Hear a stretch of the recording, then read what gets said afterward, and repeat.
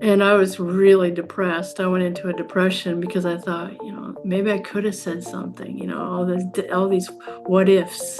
What if this? What if this? What if I would have, did this? So I went into quite a big depression, and I had depression since I was a kid, and so this was a pattern, but to this depth. I mean, I was suicidal. I sat on the floor ready to end it. I had the pills in my hand, and for all those considering suicide, I want to just say, wouldn't it be sad if I had done that? Because all the life I've lived and all the opportunities I've had, I want to say that nothing ever stays the same. Pain changes and shifts.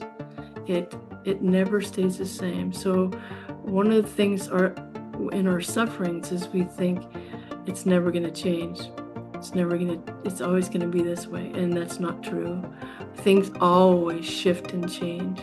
Welcome to the Endless Possibilities Podcast, where the journey of spiritual awakening and energy healing unfolds. Hello and welcome to the Endless Possibilities Podcast. My name is Gareth and I am very happy to be here again for another incredible interview. We've been having some great interviews recently. Today on the show we have Tammy Lee Anderson. I'm going to give Tammy a quick introduction. Tammy Lee's academic journey is closely intertwined with her spiritual journey, influenced by near-death experiences, extended time in monastic communities and martial arts training, experiencing 3 near-death experiences, 2 at under a year old and another at 23, ignited a profound curiosity about life's mysteries and the unseen realms. These encounters prompted her to explore spirituality and dedicate her life to service and healing. At the age of 17, Tammy's friendship with a priest gifted in healing exposed her to the world of spiritual healing. After witnessing thousands of healings, she became more aware of her own healing and spiritual mediumship abilities. However, it would be many years before she really embraced this path. Instead, she sought to explore religious life and deepen her connection through prayer, drawing inspiration from mystics like Thomas Merton, John of the Cross. Her journey led to a Benedictine monastery hermitage where she spent a year in the quiet silence of the desert. Following this, she pursued academic studies in theology and philosophy, broadening her understanding of divine spiritual traditions. For more than 10 years, she lived in various US and European religious communities, earning her the playful nickname the Flying Nun from family and friends, living in communities, deepening prayer, and delving into comparative religious studies, including East and West mystic traditions and practices in meditation and vipassana. Her travels extended to explore shamanic and native healing traditions in Peru and California, encompassing both spiritual and physical healing practices. Tammy integrated her spiritual pursuits with her martial arts training in Aikido, emphasizing the path of least resistance, internal power, harmony, and love. Tammy, welcome to the show. So lovely to have you here. Thank you, Garth. Thank you for inviting me. Yeah, we've just been having such a lovely chat before we hit record. Uh, Yes. I'm I'm looking to extend that now into the interview and carry that energy on. Tammy, can you tell me a little bit? I know I was just doing your introduction and you've got an incredible story from Near Death Institute. Can we start off, maybe go back a little bit in time and kind of what started off that curiosity and spirituality? Curiosity. I've always been curious. I mean, since I was born, I think I just that curious. I love to learn. I was born premature baby. I was actually stillborn, and they had to bring me back. Passed during a surgery it was about 4 months later, and then at 6 months, I had a second surgery that they were successful at. But those 2 near-death experiences early in my life, I believe, had a great influence because I was quite sensitive as a child, and I was aware of things that people weren't aware of, but I was highly sensitive. And what else can I say? I was just always curious. I wanted to learn everything, and I was into everything. My mom couldn't keep me still because I was into everything, so curious. So curiosity is a big thrust in my And life. and tell me, at such a young age, did you recall what happened in the near-death experience?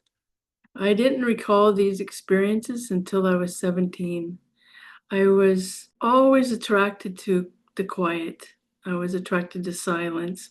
In fact, I'd spend time in my closet, in my bedroom, just because it was contained and it was quiet and I could listen to there was something so full in the space, in the quiet. And so I'd go there often. And so I was natural contemplative, I guess.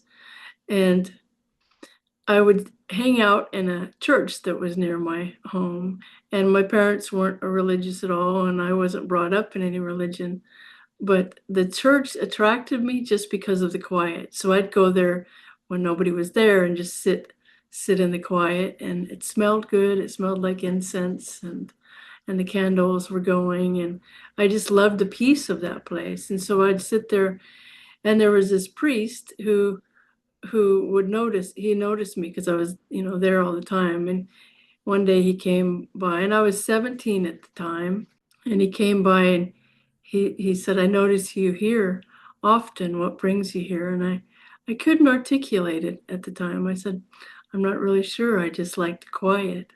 He asked me if he could pray, if he could pray for me, and I said, "Oh, okay." I didn't know what that was going to be like, and he laid his hands on me, and I just felt this rush of heat, and it went through my body and then kind of settled in my stomach and then just expanded into an experience that's hard to put into words because it was a reliving. It wasn't just a memory, it was a reliving of the experience of being a baby. I was aware as a baby being born. I was born dead, but I wasn't dead. So I can only say that I was aware of my mother's emotions. I was aware of her fears. I was aware of my grandmother's and grandfather's emotions. It was quite amazing, and they had never told me this stuff. So it's like, it still amazes me today that I can remember this and so clearly. And but it was just a flood of a remembering and a re-experiencing of those. I had two near-death experiences as a child, as I said, but the first one I just remember being just highly aware of all the emotions of those around me, even the doctors and the nurses. And because when I was born, stillborn, just the cord was wrapped around my neck. It was 38 hours of hard labor for my mom. And I was stuck in the birth canal for a long time, apparently. And I was flat as a pancake. My head was flat. Everything was just and blue. And so they took me out, and then they said, "Well, she didn't make it. We're sorry." And yeah, I can only imagine what my mom was feeling at the time. But then they went and worked on me and revived me. But I can only say that I was never dead. I was always aware of what was happening. I was aware of the space. I was aware of incredible peace. I was being held in a light, in a love that was just amazing. And to this day, I can kind of go back into that feeling Tammy, anytime I wish. did you have a sense that your consciousness had been kind of contracted into the form of the baby, or were you in a sort of I was like a, out. I you was were out. out? Yeah, Okay. I was out of it. I wasn't aware of being contracted until I was back in my body. So I went from this very peaceful, blissful, just spaciousness. And then when I was brought back into the body, it was quite restricting and uncomfortable. And there was nothing pleasant about it, because it was cold. I remember being cold. And I guess hospitals were cold in those days. I don't know, but I have more sensory information, remembering when the second near-death experience, because I went in for a surgery because the head couldn't grow. I weighed 4 pounds when I was born, 4 pounds 3 ounces, and then I went down to 3 pounds 3 ounces. So I lost weight. So I was quite small. My dad always said he could put me in a shoebox. So I was about as big as a shoe, and breathing was difficult. Anyways, about 4 months, and they decided they needed to do this surgery. There happened to be it was a brand new surgery at the time, technique apparently. Babies in those days, if they were that small, usually died, and I did. So, and there wasn't like a prenatal care that they have now. And nowadays they put things over people's eyes, and they, are really careful about all the sensory information. I was flooded by all this information surroundings, but and these surgeons had devised this new surgery that they thought would work. And so if they hadn't done it, my parents hadn't given them permission to do it, I would have died, or I would have been severely mentally incapacitated. I wouldn't have been able to function. And so they just basically had to make this choice. And so the first attempt at this surgery, they did an anesthesia that made me leave my body again. So I died again. And that experience was just incredible bliss. I felt that in that experience, I was aware of light beings around me. I was aware of being held, and I felt they felt familiar, and just it's so hard to explain the words, because it was just I felt enveloped by love and held in peace, and it just felt like, okay, I'm good here, and Tammy, really quickly, do you think that them light beings help to clear any kind of traumatic stickiness from the birth and what you went through? Like, did that, like, you hear a lot of people who go through a difficult childbirth, and it kind of like traumatizes them as a child, and they deal with that. Did that happen? Did you have any of that needed to be cleared later on? it had to be worked on later on, because Okay. but I didn't feel them doing some kind of healing to take that away. No, because when I came back in my body from this experience of being in incredible bliss, when I came back in my body, it was absolute terror. I have to Okay. say, my jaw was shaking. I, my body was shaking. It was cold. The scent, the room was noisy. The smells of like alcohol, and the bright lights in my eyes. It was terrifying, and I'm glad I didn't remember that as a young person, because, in fact, when I did remember this at 17 and re-experience it, it was like, well, that wasn't so healing. I don't think this was a good idea, because it was trauma. Hello, guys. I hope you are enjoying the show with Tammy. This is just a quick request. We would like to get our subscribers up. Having a larger subscription base allows us to contact new and larger guests, and they're more inclined to want to come on the show to be interviewed by myself, with us having a larger following. So if you would like to help us and support our show, hit subscribe. It's completely free, and it just keeps us motivated. We keep growing, the audience grows, and the caliber of the guests keeps growing. Thank you so much. Now back to the show with Tammy. It was trauma. The interesting thing is, I had depression since can remember as a child. I suffered quite severe depression, and I always felt like homesick. Mm, And so if you've ever felt that feeling of homesick, and I yeah, didn't know why, and I felt like I had lost something, and or a lot, like if you're in love with somebody and now they're gone, and that hurt in your heart, I felt that all my life, and I don't feel it anymore. And so, I would th- have to say I was very similar as well. okay, that ache, Yeah, it didn't fit in. Everything looked alien to me. Just, what yeah. am I doing here? Yeah, it's like, did somebody make a mistake? And then I felt like my senses were blocked off. I felt like I have, like my eyes were messed up, my ears were messed up. It's like the sensory deprivation of being in a body. And so it was quite restricting. And So no, I wasn't healed of that, but I was healed later on my third near-death experience. That's when things shifted. I was healed of depression. I never have it had it since. And so that experience was um, quite healing, intense but healing. Yeah. So let's see. I think that that describes my second one pretty well. It's so hard to put these things into words, but the contrast between being in the light, being in the peace, being in total bliss, and then brought back into a body was quite jarring.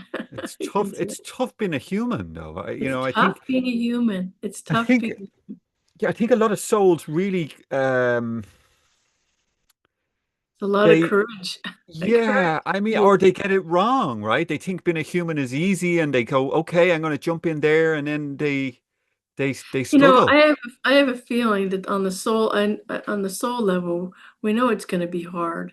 Mm, We're doing that for the contrast, and we're expanding our ability as souls to love.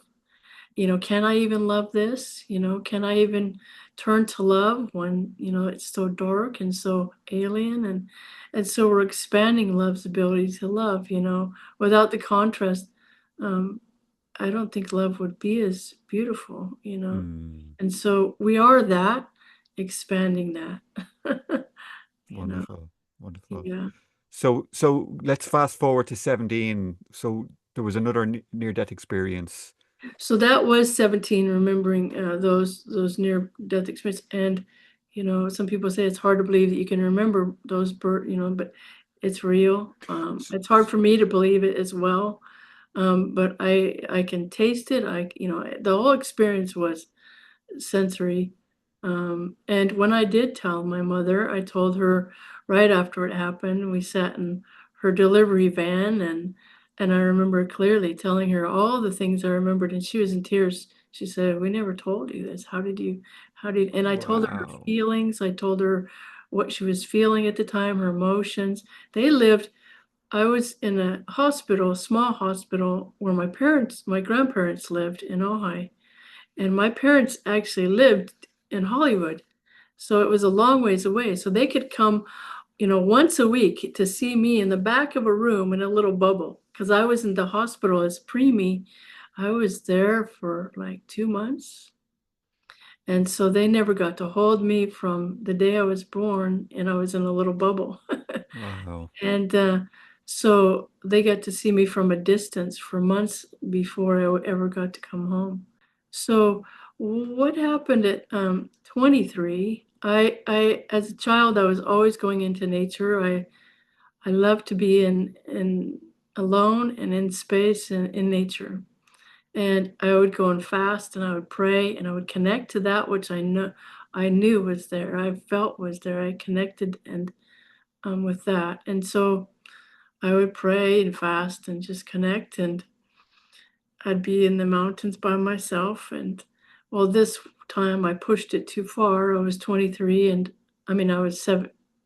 Yeah, I was 23 at the time. Time is not something I do very well in this Me dimension. neither.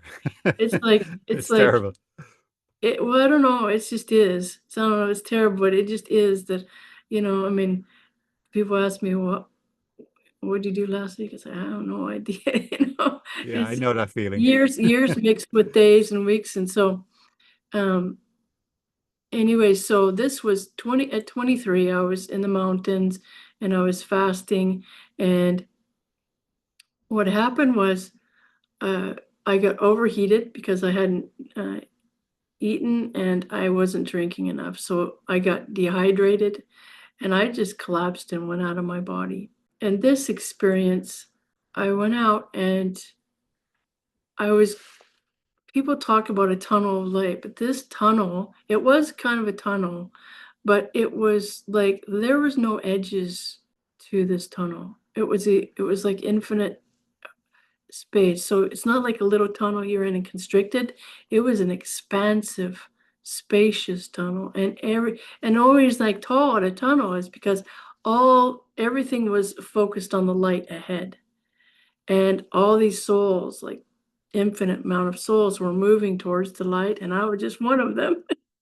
And I was going towards that light, and it was bliss. It was beautiful. It was, you couldn't not go towards the light because it was just, gosh, beyond anything. It's bliss beyond bliss, if joy beyond joy, a million times, if you could even imagine. And so as I was going towards this light, I saw the back of my grandfather, and I was like, Papa. And he turned around, and it was just like, whoa. And it was a blending of soul to soul. We talk about telepathic, but telepathic is mind to mind. This is an information. This is a blending of, there's nothing unknown, and it's just love. And yeah, nothing Sharing a but love. sharing of soul essence. Yeah, so the essences just blended, and um, I love my grandfather. It was just a beautiful experience. And then I said to him, I said, well, okay, so what's the real deal about Jesus? Because, I hear a lot about him, and I think a lot of it's not true, but I'd like to know the real him, the real person. And all of a sudden, Jesus was like right in front of my face, and I was looking into his eyes, and it was just, it's beyond anything I can even describe, the love. And his whole message, I understood, was about love. It wasn't about him. He didn't want people to follow him as some guru. He really was showing us that we are that. We are love. We are, he'd say, we'll do greater things in him. I mean, he was quite humble. I felt this Mm. humility. I felt this love, and it wasn't about him, it was about love. And that's what we're all about. We are, we're an extension of the light. So it was absolutely blissful, full of love. And then I got taken aside gently by this light being. I get taken to the side. And that was, it was a bit challenging, but it was like, okay, because we're doing, but I got pulled to the side, and this beautiful being, and I'll just say for now, she, because it was soft energy, but there was no gender. It was just love, this being. And I felt like I had known this being forever. There was nothing unfamiliar. And I just started asking questions like a million miles an hour. Every question I had ever, like, why do babies suffer? Why is there suffering? Why, innocent people get hurt? And, why? Every why question I wondered about. And what I realized as soon as I said it with my words, I got the answer. And then pretty soon, as soon as I thought it, the answer came. And then it was just a down flood.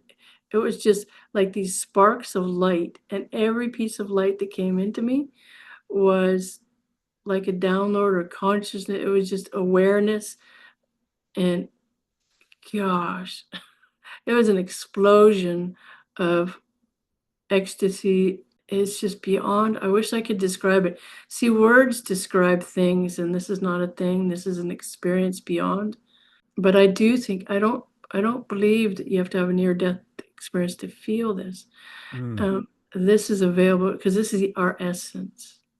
This is who all of us are, and so we don't have to die to experience this. We just tap in, we breathe in, and we breathe in through our heart, and we just feel that connection. Yeah, I can feel it now as I'm just talking here. So all of us belong to the light. We are the light. And that's why I tell this story, because not that I'm special because I had this experience, because I'm not. There's lots of people that have had this experience. I'm telling this story, just now because I didn't talk about it for years, and now I'm telling it because I feel it's time for people to know that this is who you are. This is who we are. And I'm hoping that it will allow people to touch into that for a moment and to remember it's all about remembering love. Okay, so you're in this experience. This light being has just downloaded information packets into Yeah, your system. All this knowledge started to flood yeah. in. What happened? How did you come back? How did I come back? It was so weird because how I came back was the sound of a horse. And it's like sounds off the wall, but I wasn't asked if I wanted to come back. I was just like, it was like all of a sudden I was back in my body laying on the ground. It was horrible. It felt like molasses, you know, it felt like thick. It felt heavy coming from an expanded state to Mm. a contracted space. It was not good at all. And it was like I was laying there and I was having just just feelings of like, oh my gosh, how did I get back in here? And there was a horse I learned later that was across the hill. It was over the hill, and I don't know how it did it, but I heard that horse is. I felt the horse's breath in my ear.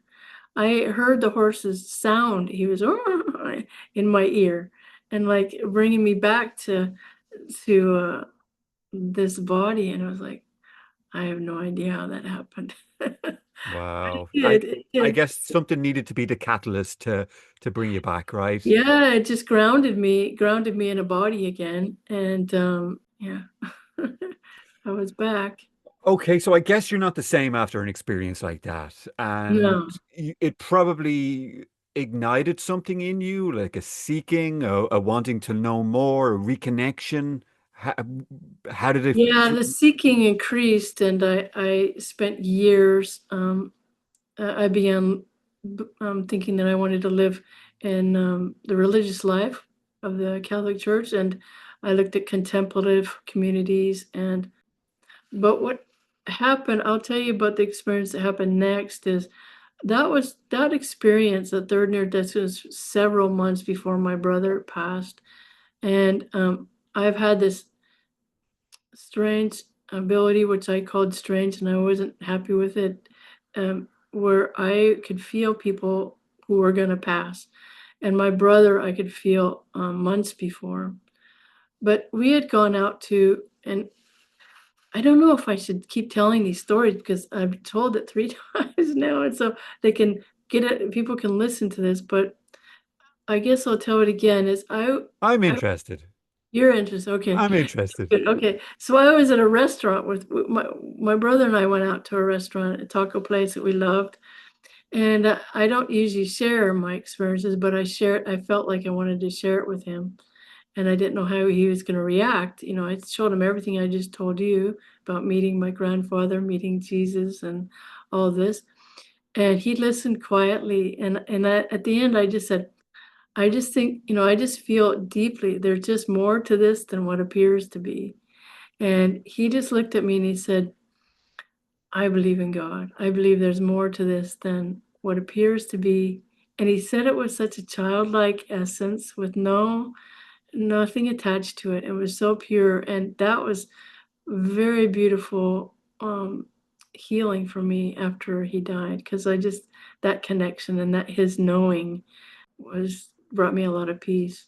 Yeah. So he passed. Do you want to hear how he passed? Sure, sure, sure. I mean, I feel like we're Okay. sat on the sofa having, it's just me and Okay. you here, Tammy.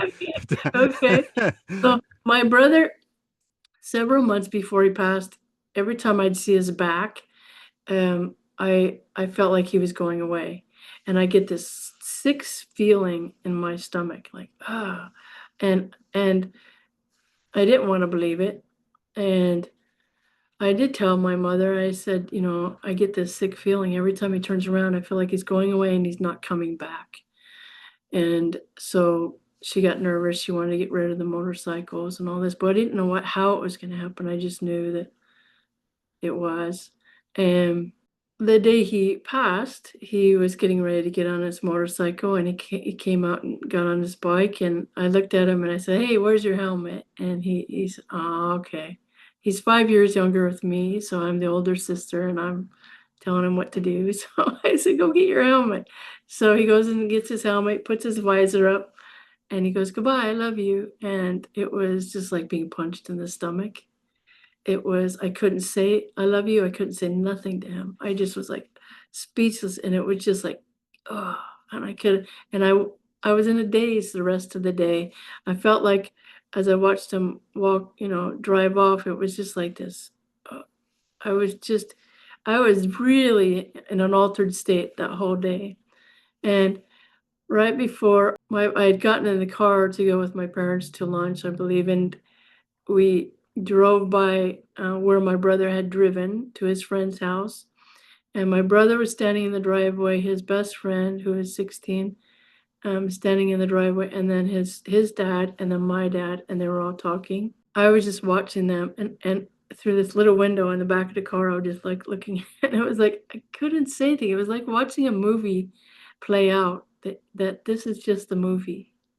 This is the play, and this is how it's gonna go. And I really felt out of my body in a sense watching it from a distance. And this man had given his son a Porsche for his 16th birthday. And Porsches are hard to handle for experienced drivers, but for a 16-year-old that likes to go fast, that's even more of a challenge. Well, my brother likes speed too. So they were in the mountains. My brother was a passenger, but so he's not innocent in this event. They like to go fast, and they were driving through the mountains, and his friend just lost control, and it hit a tree. My brother was killed instantly. A tree went right through him. So it was quite quick. The most challenge one of the challenging things about the day, not maybe not it was most, yeah, was that when the phone rang to tell my parents the news. As soon as it rang, I said, Ron's dead. And I should have never said such a thing because it put them in a panic. And it just kind of fell out. But I knew. So that was a terrible day. We went to the hospital and they told us the news there. And it was just the whole day is a blur, A blur so clear you never forget. All the details and all the faces and all the people that would come to the house, and It's etched into your memory for the rest of your et- life, right? it- Yeah. it's etched. Yeah. What happened after that is my brother appeared just a few days later. He appeared on my porch and full body, just he looked like him and solid. I mean, as if it was just in a body, and I just couldn't handle the contrast. It was interesting, I'm so open to all this, but I just said no, and I was so um, torn inside. And he came back to me that evening when I was sleeping, and it wasn't a dream. It was just as clear as can be. And he was laughing. He was very much at peace. And he just said, well, you're right about one thing. And I said, what? And he said, there's more to it than what appears to Wow. be. Tammy, I have goosebumps all over. So, whenever I think, I know something, I just always remember there's more to it than what appears to be. Because we can't fit all this expansion into a human understanding. Our soul knows, our soul, and the process is the soul remembering this. But we're having an embodied experience of love, and for the contrast of it. So what happened next is that I went back to university after all this, weeks after, and I was studying theology and philosophy at the time. And I was really depressed. I went into a depression because I thought, maybe I could have said something, all these what ifs. What if this? What if this? What if I would have, did this? So, uh, and so I went into quite a big depression, and I had depression since I was a kid, and so this was a pattern. But to this depth, I mean, I was suicidal. I sat on the floor ready to end it. I had the pills in my hand, and I had, and for all those considering suicide, I want to just say, wouldn't it be sad if I had done that? Because all the life I've lived and all the opportunities I've had, I want to say that nothing ever stays the same. Pain changes and shifts. It never stays the same. So one of the things in our sufferings is we think it's never going to change. It's always going to be this way. And that's not true. things always shift and change. And I mean, Tammy, here you are sharing this amazing message with maybe, thousands of people, Yeah, and it and that could may have not help happened. some people, right? Yeah, Yeah. And if you had ended it, that would have then been that just wouldn't a have been wasted possible. yeah. Yeah, and so for all those suffering, I would, emotionally, I would just say, hang on, find support, and it will change. Promise that. I promise that it will shift and change. And you might be somebody else's lifeline someday. So, and it might be just, it might not be on a video like this. It might be just, in a grocery store. You make contact with a smile and say, hey, you know, I've gone through that too, and so that connection, it happens in the most small ways or the most biggest impacts. It's not the big dance in front of audiences. It's the soul to soul, uh, eye to eye contact, heart to heart contact that shifts the whole field. And so, anyways, I was on the floor ready to take these pills, and I couldn't hold on anymore. I was staying all these years for people I loved, my family, friends. I didn't, want to leave because, even though I was so drawn to the other side, I didn't want to leave because I didn't want to hurt anyone. And with that kind of loss, but at this point, I couldn't even stay for that. And so it wasn't enough. It wasn't enough to hold me. And so I was done. I was finished. I said, I'm out of here. And I heard this voice and the presence that's always been with me since I was a child. And this voice says, I love you. And I said, leave me alone. And all of a sudden I went, whoom, and I got what I intended. And I was in I want to say it's like a void because it felt like pre-creation. And there was no fear, there was I was aware of can you imagine? It was nothing. It was silent. And that presence that I was always aware of, I wasn't aware of. And that was like such a contrast. And it was like being in that state of God God before creation. So all I had to do was say, no, no, no, that's not what I want. And creation happened again. And I was back in a body and I was on the floor sobbing because I felt such a deep contrast between that pre-creation and then creation and living in it. And I don't, this is all so beyond words. It's so hard to put into the experience, but So I've I experienced never it had as well. depression after that. Oh, you I've had did? Oh, yes, I've had it as well. It's primordial consciousness. It's like the most primitive version of what God is. It's like a black hole, and yeah, it the black feels hole. it feels like you're going to be deleted from the server. It's Yeah, not like death. It's not like you're going to die. It's like you are not coming back. It's like you're just yeah, for me, it was like I had stepped out in front of a juggernaut, right? And it was like I was just about to be obliterated and then gone, completely gone. No experience, no nothing until about an hour later or a little bit over. What was that? Yeah. yeah. They call it Brahman. Brahman. Ah, I didn't know that. Wow. Yeah. Yeah. It's an amazing experience, and for me, it just gave me a contrast to what this is. And I don't believe in my soul and in my mind as well. I don't believe that there is no true darkness. There is no space that is absent of God and love.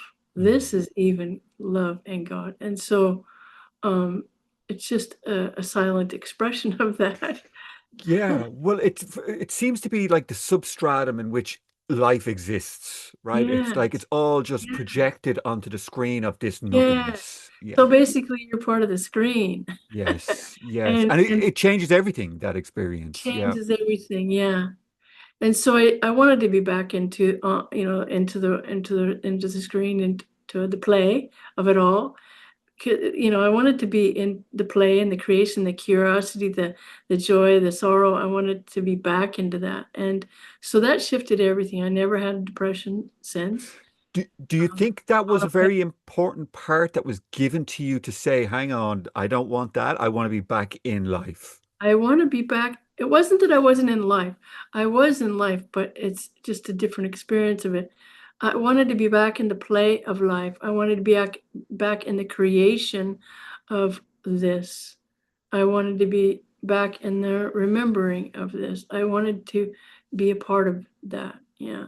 Um, and so it wasn't life. It was life. Boy, Were you different after that, Tammy? very different. Did it I, take a while to integrate that? yeah, it took a lifetime. Yeah, yeah, But yeah. but I was very different. I didn't have the depression after that, and it was severe, and it was gone. And I guess I had no need for it anymore because I had gotten to that place where I realized that I was here to have a human being experience, an embodied experience. So I continued. After that, I went and lived in a monastery for a year in silence in a hermitage.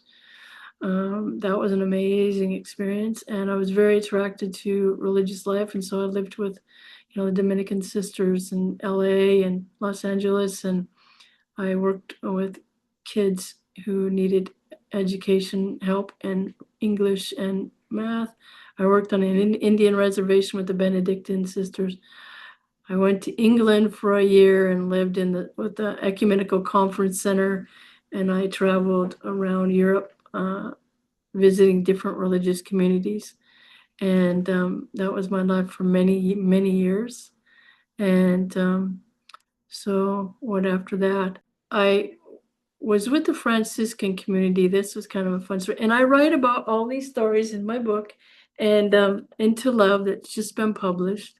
And I'll And link down below to that if okay, people want to look that up, but they can because I find it. talk about these stories and I wrote the stories in a way that I'm telling you, I wrote them in a way that uh, inspire you in your own remembering of your own story. So it's quite inspirational. Suzanne Giesman wrote the foreword to it, um, and she's an amazing lady. And Reverend Bill he's the one that said, write that book, and so I really thank him, and I dedicated the book to him, yeah, because he said you have a story to tell. And so, anyways, I wrote it in a way that will hopefully help you remember also.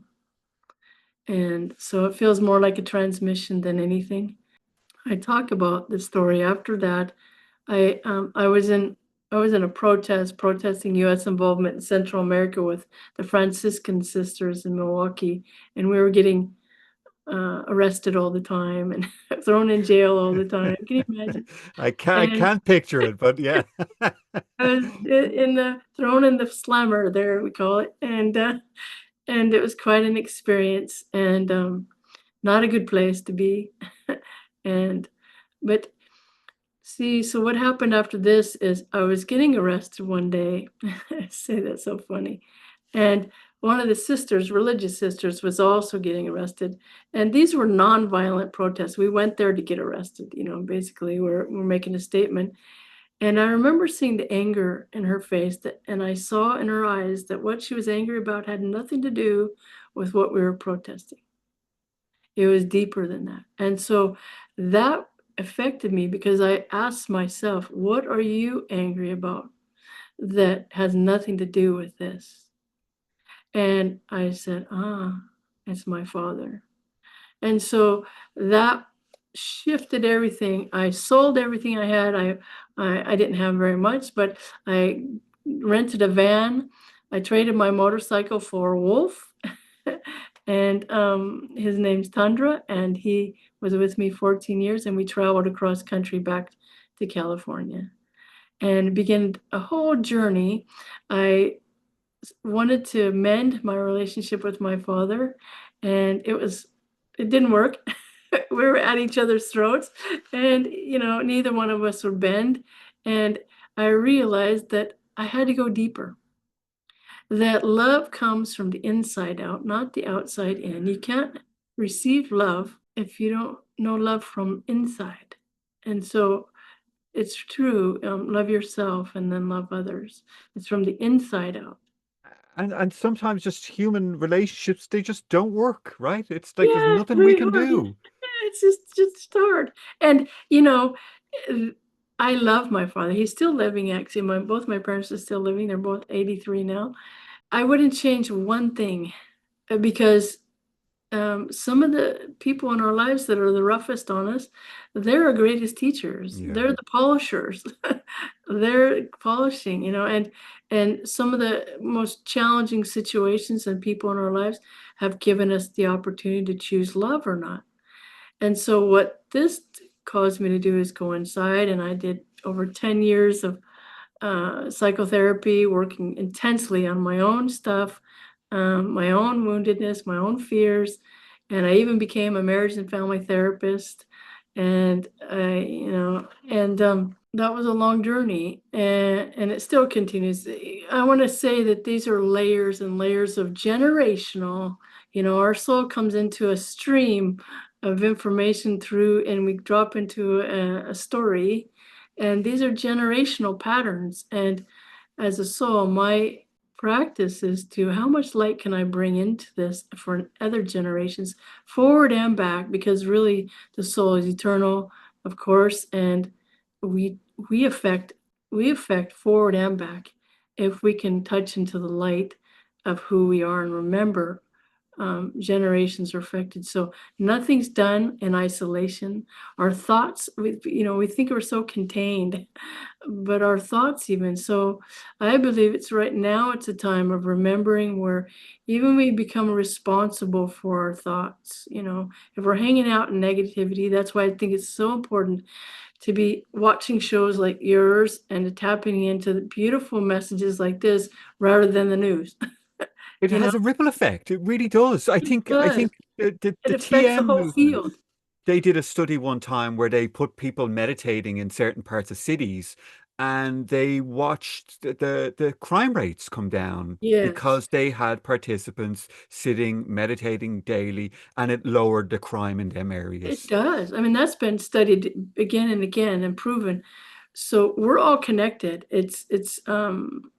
We're all connected. Every thought we have affects others. If you have a negative thought about somebody, it does affect them, and it Yeah, affects you. And yeah. because really it affects you and them, but there is no you and them. There is only one. So when we're in this illusion that there is someone else and we don't like them or hate them, or we have negative, sometimes it even turns into a word or an action. And but what you and I also know that all the information that passes through our awareness is not just ours. That's how you can get into the stream and flow out poetry or music, is because we're not in isolation. And the same with negativity. And so when we're eating information down, digesting information like what's on the programming news, we're getting sicker. It's just like, Mm. eating bad food. And so having programs like yours is such a blessing, because we can attune to that aspect of us that begins to remember everything is okay, and it always will, and it always has been. No matter what happens, we're okay and we're safe and we're loved. It's all about love. It's all about kindness, loving kindness to yourself and to others. And it's in the simplest ways. People ask me often, it's like, what is my purpose? Your purpose is to love whoever's in front of you at the time. This is the opportunity to love. And if nobody's in front of you, then you're loving yourself. When you look in the mirror, are you criticizing yourself? Or are you telling yourself you're not good enough? You should have done this. You shoulda, woulda, coulda, are swear words. You should take out of your vocabulary and and bring in, love, kindness, generosity. This is an opportunity. So when I have a challenging situation, I say, what's the opportunity here? And can I even love this? Some days it's no, I can't. and I and I take a step back, and I observe that humanness, and I Laughter is very important. Um, I've had the opportunity to spend time in front of the Dalai Lama, Mother Teresa, the Pope. It's a major. And there's a Baba Haridas. He was a guru here in California.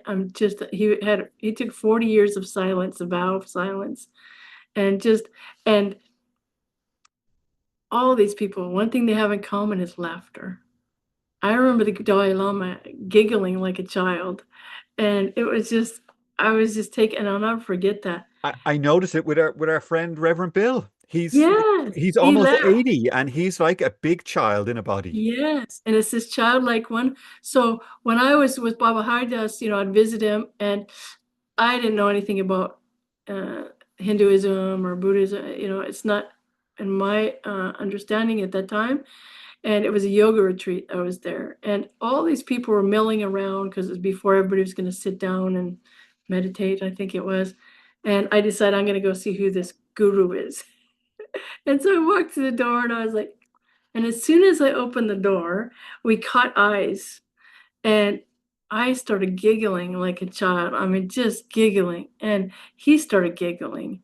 And I walked up to him, and he gave me a name. I won't say the name, but he wrote it on a chalkboard. And the name has to do with eternal youthfulness and like a childlike wonder. And that's exactly the essence of Tammy. She's like this little child that just the things I'm just inspired and this wonder, this curiosity. That's what it's interesting. That's one of the first words you said was curiosity, because yeah, it drives me. There has to be. I mean, it has to be fun. Yeah, There's so much seriousness in yeah, spirituality, and for me, yeah, it's like I just want to connect, like we're having a conversation. yeah, Sometimes I think we were speaking earlier about like having questions prepared. I don't come prepared for any of these. I did for one actually recently because it was the second time the person had been on, and a lot of people had wrote in questions. So I did for that one, but for the other 100 interviews we've done so far, I haven't done anything, no preparation. I just love the connection, listening, letting it flow. And I mean, listening to you, you've got like this. First of all, one of the things I noticed was there's just a real sinking in when you speak. It's like kind of you're really in the body.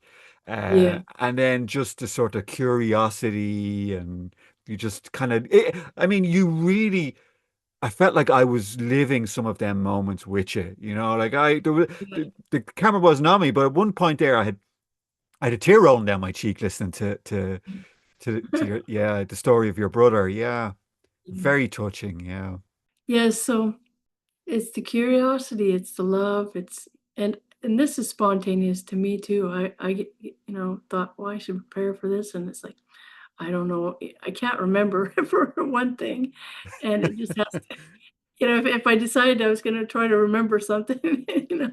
and yeah, and you know what's funny as well? I interview like some pretty famous people. A lot of the times, people are quite nervous when they're being interviewed. Yeah, I'm like, why are you nervous around me? I'm like, I'm yeah, just like, we're just gonna have a conversation. yeah, So yeah. yeah, I find it fascinating. I really I have to say I'm very blessed. Um, you don't make any money from doing a podcast. It's Yeah, very difficult. You have to be huge. I do yeah, this as just it's just a labor of love. I just love it. yeah, I've noticed that I am creating a kind of a directory that for mhm, these teachers and for people to share their message, and it's it's a lovely community, and people, I read a lot of the comments that come in, and people really connect to the messages and the teachers that are on, and yeah, you know, like I work as a teacher, and I know that not everybody is going to resonate with me, and right. it's a big world, and Yeah, it's nice to bring people in and give people yeah, a sort of like a smorgasbord of like yeah, different tastes and experiences they can tap in. yeah. You've shared really a beautiful message today, Tammy. It's it's really wonderful to talk to you. I felt comfortable, and yeah, so I You hope felt that. like we were helpful for people to listen. It And felt like we were just sat together in front of the fire listening. You yeah. know, for me, listening to your story, it was really amazing. Just really quick, we mentioned curiosity, the Monroe Institute. I would, The Monroe Institute. yeah, I saw that on your website. I've done a recording because I do healing, and I guess that's a bad word on YouTube now to say that, so I better not say that. Healing? I guess so. I just learned that yesterday, Okay. and it's like, really? Okay, so We'll bleep uh, that bit out, Tammy. yeah, we have to delete that, I guess. I don't know why, but so the Monroe Institute, um, I studied with Joe McGonigal with remote viewing, and I was just interested in. Now, what I have to say, I went there probably 3 or 4 times, and I slept through the whole first one. And I just it was the most expensive nap I've ever taken. And, I keep coming back to we're not supposed to be out of our body. Hmm, We're supposed to be in our body, experiencing I having an know. embodied, loving experience embodied. I'm kind of like, not in the direction pointing in the direction of getting out, because I'm out and I'm in. There is no out and in. There is no top and bottom. It's just like, I can be out, but in at the same time. That's the balance. That's the alignment, I think, is I'm out and I'm in at the same time. And Mm, so, I'm not trying to escape the experience of being human. I find that there's a lot of opportunities in being in this contrast, and that's what I'm doing. And yeah, as far as I want to touch back to what you says, how much you enjoy doing this. That joy, people often say, what is my purpose? It's like I feel like I've never worked in my whole life. And because I loved everything I've done, and I mean I've done crazy stuff in this life, and but like I was a raw for 30 some years, structural body work. I got a master's degree in kinesiology because I wanted to kind of blend in marriage and family therapy, psychotherapy with body work. And before this was around, I made uh, somatic practice, and I mean, I could do it for nothing, but everybody has to make a living. And now I'm doing mediumship. It's just all kind of coalesced to mediumship, and it brings me such joy. It doesn't really matter what you're doing, it's just bring your joy into what you're doing. yeah, I mean, and there's a story of Brother Lawrence becoming enlightened when he's washing dishes. It's not what you're doing, it's being aware and present in the moment of what and bringing joy, bringing your love, bringing your light. Let the light shine, you know. And everybody's unique, don't try to be but like anybody else. Bring the authentic aspect of who you are. And that's the fun of it. The different faces of God presenting. yeah.